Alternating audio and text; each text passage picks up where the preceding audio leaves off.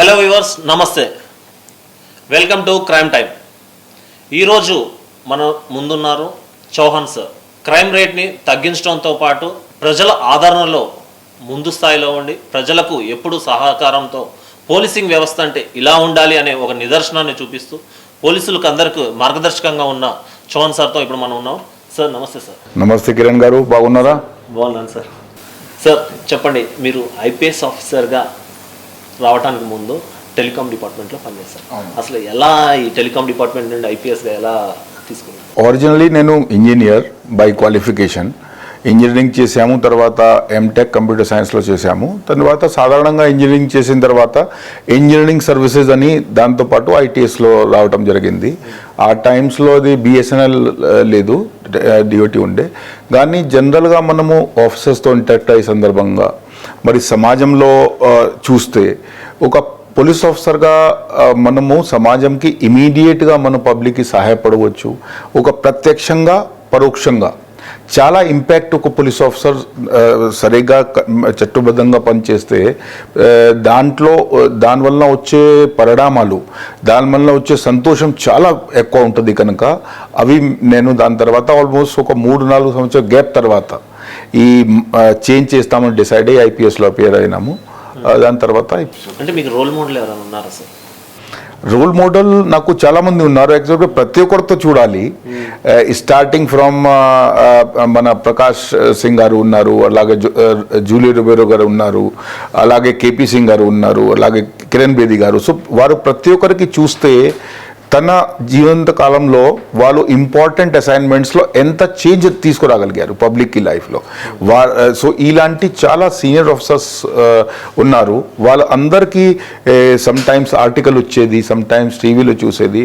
ఒక police officers, ఒక సామాన్యుడు ప్రజలు ఎవరైతే ఉన్నారో వారికి మనం ప్రాపర్గా వాళ్ళకి ఆకాంక్షల మేరకు పనిచేస్తే, వారి సంతృప్తి మేరకు పనిచేస్తే మనకు కూడా సంతృప్తి కలుగుతుంది.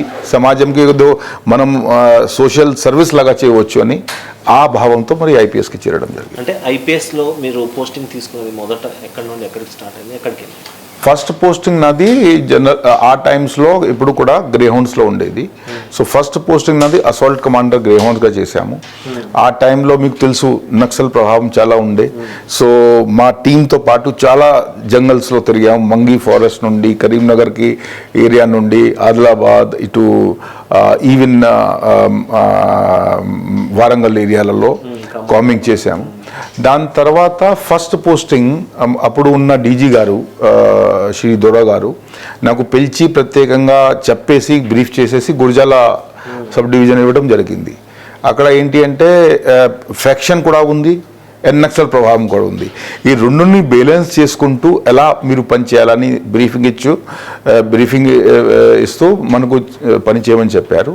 సో ఏఎస్పీ గురజాలగా నేను ఫస్ట్ పని చేశాను. అంటే నక్సల్స్కి ప్రధానంగా ఎవరినైనా హ్యాండిల్ చేయాలంటే నక్సల్స్ హ్యాండిల్ చేయాలి చాలా కష్టం.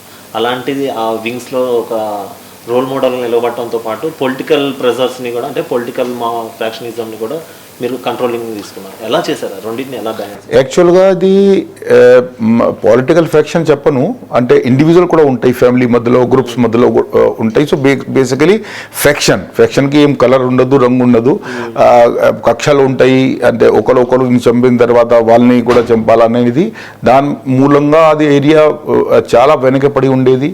రెండోది ఆ ఏరియా నుంచి యువకులు చదివి పైకే వచ్చే అవకాశం కూడా లేకుండా పోయింది. సో నక్సల్కి ఏరియాలలో మనం కొద్దిగా వేరే విధంగా పోలీసింగ్ చేయాల్సింది పడుతుంది. మన ఓపెన్ పోలీసింగ్ తక్కువ ఉంటుంది, కొమ్మింగ్ ఆపరేషన్ చేయాలంటే జాగ్రత్తగా పోవాలా. అదేవిధంగా ఫ్యాక్షన్ కంట్రోల్ చేయాలంటే విజిబుల్ పోలీసింగ్ ఎక్కువ అవసరం. సో రెండుని బ్యాలెన్స్ చేసుకుంటూ అది చేయడం జరిగింది. కొన్ని మంచి ఫలితాలు కూడా వచ్చాయి. తర్వాత దౌరా గారు కూడా పిలిచి ఒక అప్రిషియేషన్ కూడా ఇచ్చారు. నక్సల్ కంట్రోల్ అయింది. అదేవిధంగా ఫ్యాక్షన్ ఆ పీరియడ్లో చూస్తే ఈవెన్ పంచాయత్ ఎలక్షన్లో వచ్చిన సమయంలో చాలా మటుకు ఫ్యాక్షన్ తగ్గిపోయింది. అంటే నక్సల్స్కి ప్రతి ఒక్కరికి కూడా మీరు కౌన్సిలింగ్ ఇచ్చేటప్పుడు సీరియస్గా కౌన్సిలింగ్ ఇచ్చేవాళ్ళు అంటున్నారు. అంటే వాళ్ళ బాధలు ఏమైనా చెప్పుకునే వాళ్ళ, లేకపోతే అసలు ఎందుకు నక్సలిజంలోకి వెళ్ళారు, వాళ్ళని ఎలా మార్చడానికి ఎలా ప్లాన్ చేసేవాళ్ళు? అది యాక్చువల్గా గురజాలలో జరిగింది, అదేవిధంగా ఆదిలాబాద్లో కూడా జరిగింది, కంటిన్యూ కొనసాగుతుంది. అంటే ఒక వ్యక్తితో సపోజ్ సరెండర్ చేసినప్పుడు, అరెస్ట్ చేసినప్పుడు వారితో నేను అంతా పని అయిపోయిన తర్వాత రాత్రిలో ప్రశాంతంగా వాళ్ళకి భోజనం పెట్టేసి ఒక 2-3 గంటలు రాత్రి 1 వరకు 2 వరకు మాట్లాడేవారు. మాట్లాడేసి డైరీ పక్కన పెట్టేసి దాంట్లో ప్రతి ఒక్క చిన్న చిన్న విషయాలు, అసలు వాళ్ళు మీరు నాతో ఈ విధంగా అడుగుతున్నారు కదా దట్ ఐపీఎస్లో మీరు ఎలా చేరారు, నేను కూడా వాళ్ళతో అదే అడిగేవాళ్ళు. వారు ఎలా ఎందుకు చేరారు, ఆ సిస్టంతో వాళ్ళకి ఏం ప్రాబ్లం ఉన్నది, ఏం మనం చేయలేకపోతున్నాము, దానివల్ల వాళ్ళు మన వైపు రాకుండా సిస్టమ్ వైపు రాకుండా, ఒక ప్రజాస్వామ్యంలో వ్యవస్థ ఉంది, వ్యవస్థ మీద వాళ్ళకి భరోసా కూలిపోయి అటువైపు పోతున్నారు. అవి అన్ని పాయింట్స్ గ్రహించి నేను డైరీలో రాసేవాళ్ళు. సో దాట్ నెక్స్ట్ టైం మనం ఊరికి వెళ్ళేటప్పుడు, ముఖ్యంగా ట్రైబల్స్ ఏరియాలలో వెళ్ళేటప్పుడు అదే పాయింట్స్ మీద పబ్లిక్కి సంజాయిస్తే కొద్దిగా అటు మనసు మారుతుంది, అదేవిధంగా ఎక్కువ మంది అటుపైకి ఒప్పుకుంటూ ఉంటారు. సో ఇవన్నీ కౌన్సిలింగ్ నేను చేసేవారు. అంటే నక్సల్స్తో మీరు మాట్లాడినప్పుడు మీ మనసుకు హద్దుకున్న వాళ్ళ ఇష్యూస్ ఏమైనా ఉన్నాయి? చాలా ఉన్నాయి. ఒక కేసులో నాకు గుర్తుంది, ఆదిలాబాద్లో ఒకరు మనం అరెస్ట్ అయిన తర్వాత వాళ్ళతో మాట్లాడడం జరిగితే యాక్చువల్గా కొత్తగా చేరారు. సో వాళ్ళకి పెళ్ళి కూడా అయింది. సో ఏ సందర్భంగా వాళ్ళకి బాధ కలిగింది, అది సిస్టమ్ మీద ఎలా కొందరు మిస్గైడ్ చేశారు, చాలా మటుకు మిస్గైడ్ అయ్యేది. సో వారికి మనము నిజంగా వాళ్ళకి ఒక సింపతి కానీ ఇంపతి మరియు వాళ్ళకి సమస్య అర్థం చేసుకుంటే తప్పకుండా వాళ్ళు మన మీద భరోసాతో ఉంటారు. నాకు గుర్తు ఉన్నది దట్ ఆయన స్వయంగా బాధలో ఉండే, అంటే కొద్దిగా చెల్లికి హెల్త్ బాగాలేదు, డబ్బు కావాలా, అటు ఒకరు ఊరిలో ఉన్న వాళ్ళు పరేషాన్ చేస్తున్నారు భూమి ఆపకరించడానికి, అదేవిధంగా వాళ్ళకి ఉన్న డబ్బు ఇవ్వకపోవడానికి అది ఇబ్బంది ఉంటే వాళ్ళు దాన్ని ఒక చేరారు. పెళ్ళి కూడా అయింది. సో నేను వారికి కౌన్సిలింగ్ చేసాము, మాట్లాడినాము దట్ ఇవి అన్ని సమస్య మనం వ్యవస్థలో ఉండి పరిష్కారం చేయవచ్చు, మీరు అటువైపు పోవడానికి అవసరం లేదు. సో వాళ్ళకి అది సమస్య అనుకొని మనం పరిష్కరించడం జరిగింది. అదేవిధంగా నాకు గుర్తు ఉంది, కొత్తగా పెళ్ళి అయింది కనుక వాళ్ళకి నేను వారికి వారు సతీమణికి ఇద్దరికి కూడా మంచి క్లోత్స్, తర్వాత ఇంటికి కావాల్సింది సరుకులన్నీ కూడా చేసి పంపించాము. దాని మూలంగా వ్యక్తి ఆల్మోస్ట్ 10-15 సంవత్సరాల వరకు గుర్తు పెట్టుకొని నెక్స్ట్ టైం నేను ఊరికి వెళ్ళేటప్పుడు ఊరు మొత్తం కలిసి వచ్చారు. ఇప్పుడు మన హృదయంలో నిజం ఉంటే, పబ్లిక్ కోసం అది కొద్దిగా చేయాలని ఉంటే ఖచ్చితంగా అది బయటే అనిపిస్తుంది. అంటే నక్సల్స్కి ఇటు కౌన్సిలింగ్ ఇవ్వటం కావచ్చు, ఎన్కౌంటర్లో కావచ్చు, మొత్తం ఎంతమందికి సెట్ చేశారు? ఈ నంబర్ చెప్పడం కష్టం. ఎన్కౌంటర్ వచ్చేసి ఇది ఎన్కౌంటర్ ఇది కరెక్ట్, ఇది జనరల్గా మనం పేపర్లో చూసేది, తర్వాత సినిమా చూసేది, what actually it is exchange of fire. మేము ఎప్పుడైనా మీరు అర్థం చేసుకొని ఫీల్డ్లో వెళ్ళేటప్పుడు, జంగల్లో పర్సనల్గా నేను చాలా తిరిగాము, ఆ టైంలో ఉన్న ఆఫీసర్స్ కూడా చాలా తిరిగారు. సో అప్పుడు సడన్గా మన మీద ఫైర్ వస్తే మనం ఆత్మరక్షణలో అదే విధంగా దానికి చేయడానికి మనం ఫైర్ చేయడం తప్పదు. సో ఆ దాంట్లో ఫీల్డ్ ఎక్స్చేంజ్ ఆఫ్ ఫైర్లో కొన్ని అది చేయడం జరిగింది. సో నంబర్ చాలా ఉన్నాయి, నంబర్ వేలేము. కానీ ఒకటి సంతృప్తికరమైన విషయం ఏంటి అంటే, కరీంనగర్లో నేను ఉన్నప్పుడు ఆల్మోస్ట్ అప్పుడే ఇది టాక్స్ ఫెయిల్ అయింది. సడన్గా ఒకసారి ఇది వైలెన్స్ పెరిగింది. సో చాలా అప్పుడు ఛాలెంజెస్ ఉండేవి. ఆల్మోస్ట్ 32 ఎక్స్చేంజ్ ఆఫ్ ఫైర్ ఒక ఆ జిల్లాలో ఉంది. ఎక్స్చేంజ్ ఆఫ్ ఫైర్ అంటున్నాం. ఆల్మోస్ట్ 120 సరెండర్ అయినాయి. దాంట్లో కొన్ని విత్ వెపన్స్ కూడా అయినాయి. At one incident I remember 36 మంది సరెండర్ అయినారు. సో ఇప్పటి వరకు గుర్తు ఉన్న సంతృప్తి ఉన్న విషయం ఏంటి అంటే 2006 తర్వాత కరీంనగర్లో నక్సల్ మర్డర్ ఏం జరగలేదు. 3-4 మిగిలారు, మిగతా ఆల్మోస్ట్ అయింది. అదే సమయంలో డీజీ గారికి కూడా అక్కడ తీసుకుపోవడం జరిగింది. అప్పుడు ఉన్న గౌరవ సీఎం గారికి కూడా అక్కడ డీప్ నక్సల్ ఏరియాలో కూడా తీసుకుపోవడం జరిగింది. సో ఒక ప్రజాస్వామ్య వ్యవస్థని, అది వ్యవస్థని కంట్రోల్ చేసుకుని ఇది కొనసాగడానికి ప్రయత్నం చేశారు. అంటే మీకు ప్రజలతో బాగా సత్సంబంధాలు చాలా మంచిగా ఉంటాయి అనుకున్నా అంటున్నారు. అంటే నక్సల్స్ కి సపోర్ట్ చేసేదానికంటే మీకే ఎక్కువ సపోర్ట్ చేసేటోళ్ళు ఉన్నారు అని చెప్పేసి ఒక అది వారికి అభిమానం. మనం హృదయంలో ఉన్నటువంటి ఏదైతే భావం ఉంటుందో తెలుస్తుంది మనము. సో నిజంగా ఆ సమస్యని తెలుసుకొని ఖచ్చితంగా నేను అక్కడ పోయి పరిష్కరించడానికి ప్రయత్నం మాత్రం అయితే చేయడం జరిగింది. కరీంనగర్లో ఒక అది రివర్ ఉంది, ఒక నాలా ఉంది, పెద్ద వాగు ఉంది. దానికి అవతల యాక్చువల్గా మన అడ్మినిస్ట్రేషన్కి రీచ్ తక్కువ ఉండేది, ఎందుకంటే పోవాలంటే బోట్లో పోవాలా. అటువైపు ఆ సమయానికి డాక్టర్ పోలేరు, స్కూల్ టీచర్ పోలేరు. సో అది ఆల్మోస్ట్ కట్ ఆఫ్ అయ్యేది మహాదేపురం ఏరియాలో, మంత్రి ముత్తారం మహాదేపురం ఆ ఏరియాలో. సో నాకు తెలుసు, నాకు గుర్తు ఉంది ఆ టైంలో బోట్లో మనం అందరూ కూడా వెళ్ళాము. ఒక డాక్టర్ గారిని రిక్వెస్ట్ చేసి తీసుకువెళ్ళాము, కొన్ని పుస్తకాలు తీసుకువెళ్ళడం జరిగింది, మెడిసిన్స్ జరిగింది, వాళ్ళకి అందరికీ పంపిణీ చేయడం జరిగింది. దట్ అడ్మినిస్ట్రేషన్ ఉన్నది, ప్రభుత్వం ఉన్నది, ప్రజాస్వామ్యం ఉన్నది అని చెప్పేసి చెప్తే ఆటోమేటిక్గా ప్రజలు కూడా మనం ఎంత అభిమానిస్తే దానికంటే డబల్ అభిమానం మనకు ఇస్తారు, నమ్మకం పెడతారు. సో అది అంటే ప్రజలే చౌహాన్ చౌరస్తా అనేది పేరు పెట్టారు అనేది ఒక టాక్ ఉంది. అసలు ఎందుకు చౌహాన్ చౌరస్తా పేరు వచ్చింది? అదే యాక్చువల్గా వారు నాకు కూడా అది తర్వాత అది తెలిసింది. తర్వాత అంటే అప్పుడు పిలిచారు. ఇప్పుడు యాక్చువల్లీ అది అవసరం లేదు, మనం ఆఫీసర్గా పని చేస్తున్నాము. కానీ నాకు కూడా ముందు చెప్పలేదు. నేను గురిజాలలో ఒక పని చేసేటప్పుడు చాలా ఊరు తిరిగేవారు, పబ్లిక్తో దగ్గర ఉన్నవాళ్ళు. సడన్గా ఒకరోజు వచ్చి సార్ ఒక ఇనాగరేషన్ ఉంది మీరు చేయాలంటే, ఆ టైం వరకు యాక్చువల్గా మాది ట్రాన్స్ఫర్ అయిపోతుంది.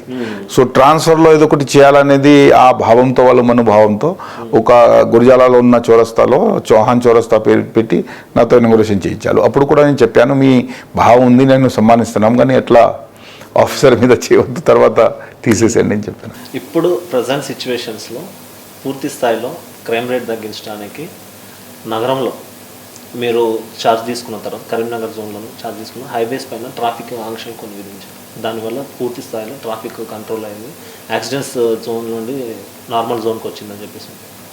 మీరు కరీంనగర్ గురించి కరీంనగర్లో నేను ఛార్జ్ తీసుకున్నప్పుడు ఇటు నక్సల్ సమస్య ఉండే. అది అప్పుడు ఇది రాజీవ్ రహదారి అనేవాళ్ళు, అది ఎప్పుడైతే ఇంకా పెరిగింది. దాంట్లో ట్రాఫిక్ యాక్సిడెంట్ చాలా ఎక్కువ ఉండేది, ఈ స్పీడ్ గాలిపోవడం ఇదంతా చేయటం. సో దాంట్లో ఎప్పుడు ప్రాపర్గా మనము ఒకవైపు ఆర్ఎన్బి వాళ్ళతో సహకరించి, అదేవిధంగా కన్సర్న్డ్ డిపార్ట్మెంట్ తోటి ఒక సర్వే చేయడం జరిగింది. దాని తర్వాత ఇప్పుడు అయితే అది అందరూ చేస్తున్నారు. ఆ టైంలో ఆ టీంని వేలేసి ఫస్ట్ యాక్సిడెంట్ మ్యాప్ చేసేసి ఏ ఏరియాలో ఉన్నాయి ఎక్కువ ఉన్నాయి. తర్వాత హాట్స్పాట్స్, అది ఇప్పుడు ఇది సిస్టంలోనే వచ్చింది, కానీ అప్పుడు హాట్స్పాట్స్ ఫిజికల్గా మ్యాప్లో తయారు చేసుకొని, అప్పుడు అంతా గూగుల్ అంతా లేకుండే. సో మ్యాప్ చేసి తర్వాత అక్కడ స్టడీ చేస్తే దానికి నిజమైన కారణం తెలుస్తుంది. ఇంజనీరింగ్ మనము అండ్ మిగతా డిపార్ట్మెంట్స్, ట్రాన్స్పోర్ట్ అక్కడ. ఫర్ ఎగ్జాంపుల్ ఒక ఉదాహరణకి చెప్తున్నా, ఒక యాక్సిడెంట్ ఒక స్పాట్లో కంటిన్యూస్గా వరుసగా ఒక సంవత్సరంలో 8 యాక్సిడెంట్ జరిగాయి. దాంట్లో ఏంటి అంటే అప్పటి వరకు రోడ్ కొద్దిగా వెడుపు తక్కువ ఉన్నా, సడన్గా వెడిపోయకుండా అక్కడ నుంచి రోడ్ డివైడర్, సడన్గా హైట్లో రోడ్ డివైడర్ వచ్చేస్తుంది. సో రాత్రులు దాన్ని కనపడకుండా దాంట్లో గుద్దేసి సెల్ఫ్ యాక్సిడెంట్ అయ్యింది. సో దాంట్లో మనము టీంలో వెళ్ళిన తర్వాత వారికి అక్కడ నుంచి ఒక 200 మీటర్ నుంచి అక్కడ నుంచి వాళ్ళకి warning signs, fluorescent plus rumble strips పెట్టడం జరిగింది. దానివల్ల ఇమీడియట్గా యాక్సిడెంట్. అంటే ఒక పక్క మీరు మద్యం దుకాణాల పైన కానీ మద్యం ఎక్సైజ్ డిపార్ట్మెంట్లో ఒక కీ రోల్ ప్లే చేశారు. అప్పట్లో చాలా కేసులను కూడా డిటెక్ట్ చేశారు. అసలు వాళ్ళకి ఒక రోల్ మోడల్గా మీరు నిలబడ్డారు. అది ఎలా ముందుకు తీసుకొని వెళ్ళారు? అప్పుడు మీరు ఎప్పుడు కూడా తెలుసుకోవచ్చు, అప్పుడు కొద్దిగా అది ఛాలెంజెస్ ఉండే. ఒక వైపు హూజ్ ట్రెజరీ జరిగింది, మరియు కొందరు ఏసీబీ దాడి జరిగింది. అదేవిధంగా ఎంఆర్పి వాల్యుయేషన్ చాలా ఎక్కువ ఉండేవి. అదేవిధంగా చాలా కాలం నుంచి ఎక్సైజ్ డిపార్ట్మెంట్లో రిక్రూట్మెంట్ జరగలేదు. ఇది కొద్దిగా హైకోర్టు ఇది లీగల్ కేసు వలన, సో వాళ్ళకి స్ట్రెంగ్త్ తగ్గింది. ఈ 4 సమస్యల మీద మన అప్పుడు ఉన్న కమిషనర్ గారు, ఎక్సైజ్ కమిషనర్ గారు సమీర్ శర్మ గారు, అప్పుడు ఉన్న చీఫ్ సెక్రటరీ గారు, అప్పుడు ఉన్న మిగతా senior public representative honourable CM గారు కూడా ఇది చెప్పిన దాని తర్వాత దాంట్లో ఒక వ్యూహంగా పకడ్బందీగా దాని మీద తయారు చేయడం జరిగింది. ఫస్ట్ అయితే ఎంఆర్పి వైలేషన్ ఎక్కడైనా ఉంటే ఆటోమేటిక్గా పబ్లిక్ చిన్న అది స్థానంలో తయారు చేస్తున్నటువంటి ఏరక్ కానీ అది పచ్చి సరా అంటున్నారు దాన్ని తాగేసి చాలా మంది ప్రమాదయ్యే అవకాశం ఉంటుంది. సో ఎంఆర్పి వైలేషన్ జరగకూడదు, దాని మీద ప్రత్యేకంగా టీమ్స్ తయారు చేసి వారికి బ్రీఫ్ చేసేసి రేడ్ చేయించుకొని ఎంఆర్పి వైలేషన్ తగ్గించాం. ఇర్రెస్పెక్టివ్ ఆఫ్ ఎనీథింగ్ ఎవరు అయినా సరే ఎంఆర్పి వైలేషన్ ఉంటే మాత్రం యాక్షన్ ఉంటుంది అని చేయడం జరిగింది.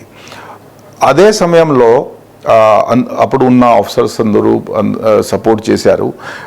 ఒక కొత్త స్కీమ్ ఏం పెట్టామంటే ప్రతి జిల్లాలో ఒక రెండు ఏపీబీసీఎల్ అంటే అప్పుడు ఉన్న ఈ బవరేజ్ కార్పొరేషన్ వారి షాపే ఉండాలి.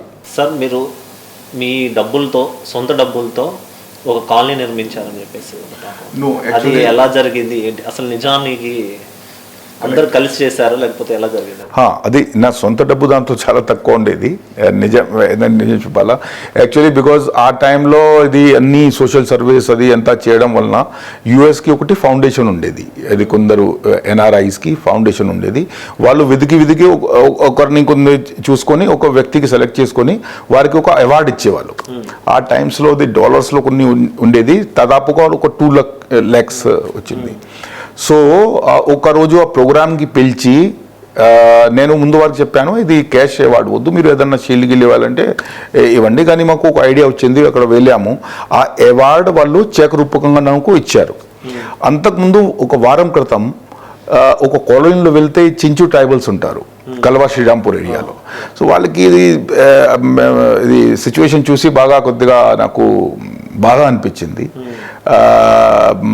హట్స్లో ఉంటారు, గుడిసెలలో ఉంటారు, దానికి కూడా పడిపోతుంది. సరిగ్గా మెడికల్ లేదు, ఎడ్యుకేషన్ లేదు, సరిగ్గా ఉండడానికి ప్లేస్ లేదు. అంటే ఇప్పటికి కూడా మీరు ఎక్కడున్నా కానీ రకరకాల ప్రాంతాల్లో మీ దగ్గరికి విజిట్ చేయడానికి వస్తుంటారు. ఉన్న ప్రేమం, భరోసా, విశ్వాసం, అభిమానం అని చెప్పవచ్చు.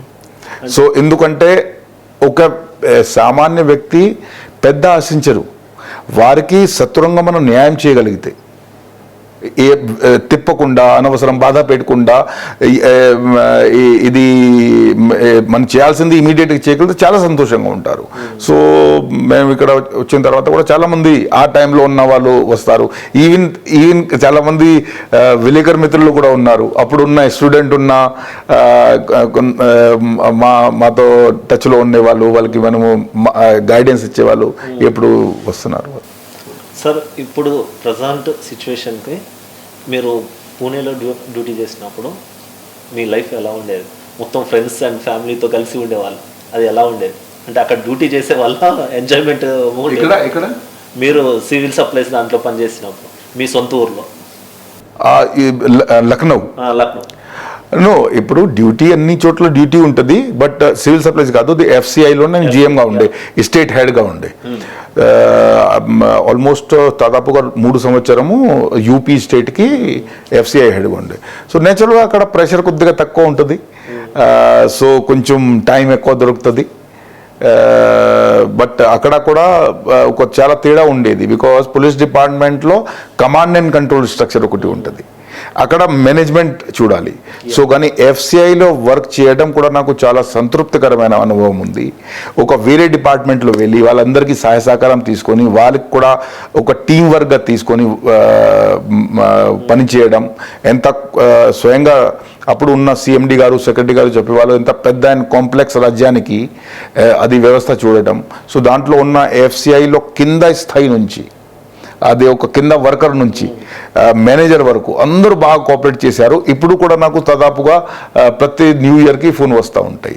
సో ఆ పీరియడ్ కూడా నాకు గుర్తు ఉన్నది. నుండి ఒక్కసారిగా ఎటు వెళ్ళటం, దాన్ని హ్యాండిల్ చేయడం ఎలా అనిపించింది? డైవర్స్ ఎక్స్పీరియన్స్ ఉంటే మనకు పోలీస్ ఆఫీసర్గా కూడా హెల్ప్ ఉంటుంది. 4.5 సంవత్సరం టెలికమ్యూనికేషన్ డిపార్ట్మెంట్లో పనిచేసాం, బిఎస్ఎన్ఎల్ కాదు, అప్పుడు డిఓటి. 2 సంవత్సరం ఎక్సైజ్ డిపార్ట్మెంట్లో చేసాం, 3 సంవత్సరం ఎఫ్సిఆర్లో చేసాం. దాదాపు ఒక decade experience out of police కూడా ఉంది. దానివల్ల నాకు పోలీస్ వర్క్లో కూడా బాగా హెల్ప్ వస్తుంది, బికాజ్ టీం వర్క్ ఎలా చేయాలా, వేరే డిపార్ట్మెంట్కి ఏం సమస్య ఉంటాయి, వేరే యాంగిల్ కోణం నుంచి చూస్తే పొలిటిని ఎలా చూస్తారు. సో అది మనకు ఒకటి బ్రాడ్ విజన్ వస్తుంది. అంటే మీరు ఐపీఎస్లో జాయిన్ అయిన తర్వాత కంప్లీట్గా నక్సల్ ప్రాంతాలలో, మారుమూల ప్రాంతాలలోనే ఉన్నారు. మరి ఫ్యామిలీ సపోర్ట్ ఎలా ఉండేది? పిల్లగాళ్ళ చదువుల విషయంలో ఎలా అనిపించేది మీకు? అది కొద్దిగా మన పబ్లిక్ సర్వీసులు ఉన్నప్పుడు కొన్ని త్యాగాలు, కొన్ని సాక్రిఫైస్ తప్పదు. ఒక్కొక్క సంవత్సరంలో సమ్ టైం పిల్లలకి 3 సారి స్కూల్ మారడం, వారికి బర్త్డేలో ఉండకపోవటం, వాళ్ళకి పేరెంట్స్ టీచర్ డేలో ఉండకపోవటం. బట్ దాంట్లో ఫ్యామిలీ సపోర్ట్ కూడా ప్రతి పోలీస్ మ్యాన్కి, నాకు ఒకరికి కాదు, నేను అందు గురించి ప్రతి దాంట్లో చెప్తాను, కానిస్టేబుల్స్కి కూడా చెప్తాను, ఎక్కడైనా అవకాశం ఉంటే మీ ఫ్యామిలీ సపోర్ట్ ఉండటం వల్ల మన డ్యూటీ. సో ఈ పర్టికులర్గా పోలీస్ డిపార్ట్మెంట్లో కుటుంబ సపోర్ట్ చాలా అవసరం ఉన్నది. మన కుటుంబ వారు కూడా సపోర్ట్ చేశారు, వారికి ధన్యవాదం తెలియపరిచేస్తున్నాము. ఉదాహరణకి 5 సంవత్సరం మీకు తెలుసు, నేను ఎడిషన్ సిపిలో అండ్ ఆర్డర్ దాదాపుగా సెటిల్ చేశాను. నేను ఈసారి రాచకొండ కమిషనర్గా కేక్ కట్ చేసినప్పుడు మా వారితో చెప్పాను, ఇది 6th కంటిన్యూస్ ఇయర్ నా న్యూ ఇయర్ రోడ్లో సెలబ్రేట్ చేస్తున్నాం, రోడ్లో, నాట్ విత్ ఫ్యామిలీ. అంటే ఇప్పుడు రాచకొండ కమిషనర్గా పదవి బాధ్యత తీసుకున్నారు. విస్తీర్ణంలో అతి పెద్దది, క్రైమ్ రేట్ కూడా కొద్దిగా ఎక్కువే ఉంది అని కూడా గత సంవత్సరం వెల్లడైంది. మరి దాన్ని తగ్గించడానికి ప్లాన్ చేస్తున్నారు, ఎలా ఉండబోతుంది నెక్స్ట్? ఇప్పుడు రాచకొండలో మనకు మీరు చెప్పినట్లు చాలా విస్తృతంగా ఉన్న కమిషనరేట్. దాంట్లో ఒక ప్రత్యేకత ఏంటి అంటే అర్బన్, సెమీ అర్బన్ అండ్ కొంచెం రూరల్, ఈ 3 రకంగా ఏరియా ఉంది. చాలా ర్యాపిడ్గా కొన్ని ఏరియాల్లో అర్బనైజేషన్ వస్తుంది. సో అది ఈ 3 భాగాలకి 3 రకంగా పోలీసింగ్ అవసరం. మల్కాజ్గిరి, నేరెడ్మెట్ ఇలాంటివి, కుసాయిగూడ డెన్స్లీ పాపులేటెడ్ ఏరియాలో ఆల్మోస్ట్ సిటీ పోలీసింగ్ ఉంటుంది కంప్లీట్గా. కంప్లీట్ ఇక్కడ నుంచి ఎల్బీ నగర్ మొత్తం ఇది ఏరియాలో. కొంచెం ఇది ఘాట్ కేసర్, కీసరా, అది ఇప్పుడు అర్బనైజేషన్ రాపోతుంది. సో డెవలప్మెంట్ అవుతుంది, కొత్త కొత్త కాలనీస్ వస్తున్నాయి. ఇక్కడ మనం రెసిడెన్షియల్ వెల్ఫేర్ అసోసియేషన్స్తో టచ్లో ఉన్నాము. సో అక్కడ వాళ్ళకి ఒక సెపరేట్ పోలీసింగ్ కావాలా. అదేవిధంగా రూరల్ ఏరియాకి వస్తే వలిగుండ కూడా ఉంది, భువనగిరి రూరల్ కూడా ఉంది. సో అక్కడ ఉన్న సమస్యలకి దానికి తగ్గట్టుగా మనం మీటింగ్లో కూడా చెప్పడం జరిగింది దట్ డిఫరెంట్ పోలీసింగ్ అవసరం ఉంది. ఇక్కడ crime rate, density of population దృష్టిలో పెట్టుకొని ఖచ్చితంగా పకడ్బందీగా, ఫర్ ఉదాహరణకి చైన్ స్నాచింగ్ ఒక సమస్య ఉంది. చైన్ స్నాచింగ్ మీద దృష్టి కేంద్రీకరించి ఒక సీరియల్ చైన్ స్నాచింగ్ జరిగింది. దాంట్లో ఒకరు ఆల్రెడీ, బికాజ్ అక్కడ చేసిన తర్వాత ఇమీడియట్గా వాళ్ళు వేరే స్టేట్ వెళ్ళిపోయినారు, యూపీ వాళ్ళు అతను, అండ్ అక్కడ ఒకరిని పట్టుకొని రావడం జరిగింది. కానీ దాని తర్వాత మీరు రాను చూసుకోండి, సింగిల్ చైన్ స్నాచింగ్ జరిగితే ఫేక్ నెంబర్ ప్లేట్ వాడారు. సో అప్పటి నుంచి సిటీకి కూడా అనుభవం ఉంది. So fake number plate, tempered number plate ఉంటే దాని మీద క్రైమ్ ఖచ్చితంగా ఎవరైతే ఆఫెన్స్ చేస్తారు, నేరం చేస్తారు. అంటే హాట్స్పాట్స్, సెన్సిటివ్ ఏరియాస్ కొన్ని ఉన్నాయి, అవి ఏమైనా గుర్తించారు? దానిపైన ఏమైనా చర్చలు ఏమైనా? తప్పకుండా దీంట్లో మేము అదే చెప్తున్నాం. ఇంకొకటి విషయం ఏంటి అంటే రాచకొండ ఈ అంత ఏరియా నాకు కొత్త ఏరియా కాదు. ఇదే బిల్డింగ్లో, అంటే బిల్డింగ్ ఇది కాదు, సారీ, ఇదే స్థలంలో ఒక చిన్న బిల్డింగ్ ఉండేది. ఆల్మోస్ట్ 12 సంవత్సరం క్రితం నేను డీసీపీఎల్ వాళ్ళగా ఇక్కడ పనిచేసిన. అప్పుడు కూడా అది కొసాయి కూడా ఉండే, నాచారం ఉండే, ఇదంతా ఉండే. తర్వాత ఆఫ్టర్ 3-4 ఇయర్స్ జాయింట్ సిపిలో అయినోడు సైబరాబాద్గా కూడా పనిచేసాము. సో ఇక్కడ ఉన్న కొద్దిగా ఏరియా నాకు ఈ స్థలం ఉంది. ఘాట్ కేసర్, కీసరా అప్పుడు కూడా నేను విజిట్ చేసి నా గ్రిప్, ఇంకా one should never think that మాకు గ్రిప్ ఉంది అని. ఎప్పుడు కొత్తగా వచ్చిన తర్వాత నుంచి ఒక కొత్త అని అనుకొని ప్రతి ఏరియాలో తిరిగి మీరు చూస్తున్నారు, నేను తీస్తున్నాం. సో తప్పకుండా మేము చెప్పినట్లు ప్రతి ఏరియాకి డిఫరెంట్ ప్రాబ్లమ్స్ ఉన్నాయి. ఆ డిఫరెంట్ ప్రాబ్లమ్స్ ప్రజలతో కూడా మమేకై వాళ్ళ ఆకాంక్షల మేరకు సమస్యలు తెలుసుకొని ఖచ్చితంగా ఆ ఏరియాకి తగిట్టు, ఆ ఏరియాకి సూటబుల్ ఉన్నటువంటి పోలీసింగ్ వ్యవస్థ ఏర్పాటు చేయడానికి ప్రయత్నం చేస్తాము.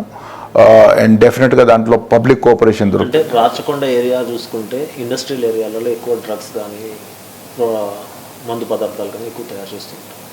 ఆయిల్, ఫేక్ ఆయిల్స్ తయారు ఇలాంటివి జరుగుతూ ఉంటాయి. దానిపైన ఏమైనా కాన్సన్ట్రేషన్? దానిపైన తప్పకుండా. ఇప్పుడు మీరు ఒక 2-3 విషయం ఏమి చెప్పాం, చైన్ స్నాచింగ్, తర్వాత ఈవ్ టీజింగ్కి మనం అప్పటి నుంచి కంటిన్యూస్ డ్రైవ్ ఉంది. ఈవ్ టీజింగ్ రోడ్ మీద ఉండే, లేదంటే సెల్ మీద ఉంటే ప్రత్యేకంగా మన వారికి అలర్ట్ చేసుకొని ఒక ఇంజనీరింగ్ కాలేజీలో కేసు జరిగింది. సో విదిన్ 2 days బయట రాష్ట్రం నుంచి వారి అందరినీ పట్టుకొని రావడం జరిగింది. ఇది కూడా ఒక సమస్య. మహిళా భద్రత మన రాష్ట్ర ప్రభుత్వం కూడా విజన్ దట్ షీ టీమ్స్ అని, సో దాని మీద ప్రత్యేకంగా కేంద్రీకరించి ఒక వైపు అవేర్నెస్, మరొక వైపు ఎవరైనా అసభ్యంగా ప్రవర్తిస్తున్న వాళ్ళకి పట్టుకురావడం కూడా జరగాలి. అంటే జస్ట్ అవేర్నెస్ చేస్తూ పోతే బాగుండదు. మనం ఫ్రెండ్లీ ఉన్నాము కానీ friendly only for the friendly people.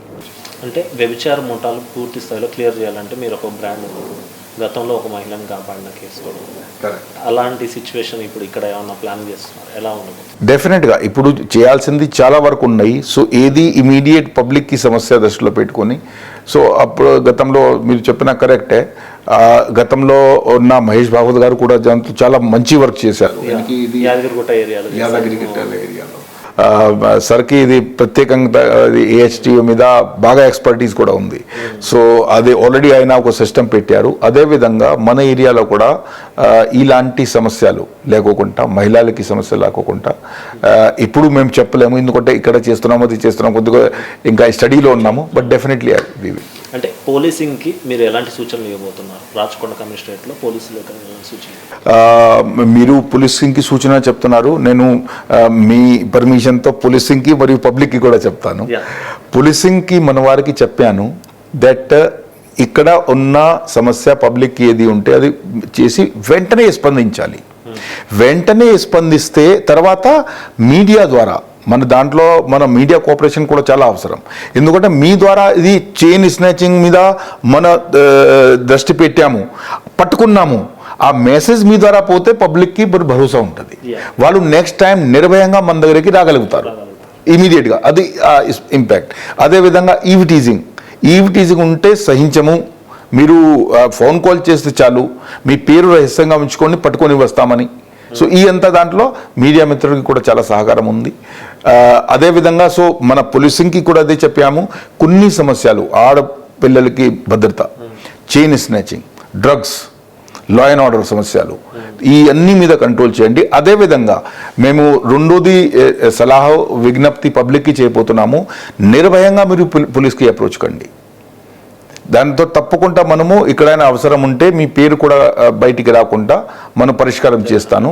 అది ఈవ్ టీజింగ్ కానివ్వండి, మిగతా కానివ్వండి, చైన్ స్నాచింగ్ ఉంటే ఇమీడియట్ పోలీస్కి ఇన్ఫార్మ్ చేయండి. ఇమీడియట్ ఉంటే మనకు ఇమీడియట్ పట్టుకోవడానికి అవకాశం ఉంటుంది. మూడోది ఈ సైబర్ కేసులో కూడా ఈ కొంతమంది డబ్బు పోగొట్టుకుంటారు, రాంగ్ ఓటీపీ షేర్ చేయడం, వేరే చేయడం. ఆ సందర్భంగా మా వారికి విజ్ఞప్తి ఏంటి అంటే, సలహా ఏంటి అంటే, ఇమీడియట్గా మీరు ఫోన్ చేస్తే ఇమీడియట్గా ఆ అకౌంట్ ఫ్రీజ్ చేసి మీ డబ్బు బయట రాకుండా, ఇక్కడికక్కడికి పోకుండా మనం చూసే అవకాశం ఉండి ఫ్రీజ్ చేయగలుగుతాం. సో రాబోయే రోజులలో కూడా మనం పబ్లిక్కి ఆకాంక్షల మేరకు, రాష్ట్ర ప్రభుత్వం విజన్ మేరకు ఇక్కడే ఏ సమస్య ఉంటే, ఏ ఏరియాలో ఆ సమస్య ఉంటే దాంట్లో ప్రత్యేకంగా వ్యూహించి ఒక ప్లాన్ ఆఫ్ యాక్షన్ తయారు చేసుకొని మీడియా కోఆపరేషన్తో, పబ్లిక్ కోఆపరేషన్తో పోలీసింగ్ చేస్తామని. Thank you very much sir. Thank you. చూశారు కదండి, నక్సలైట్స్ గుండెల్లో టైగర్గా ఒక ముద్ర వేసుకొని ఇప్పటికీ రచ్చకొండ కమిషనరేట్లో అత్యంత క్రైమ్ రేట్ని తగ్గించే విధంగా ప్రణాళికలు చేస్తున్నాం. పూర్తి స్థాయిలో ప్రజలకు అనుసంధానంగా పనిచేయడానికి మేము ఉన్నాం. ప్రతి ఒక్కళ్ళు కూడా మా దగ్గరికి రావడానికి సంకోచించొద్దు అంటూ కూడా రాచకొండ కమిషనర్ గారు చెప్తున్నారు. చూస్తూనే ఉండండి సిటీ విజన్ లైవ్.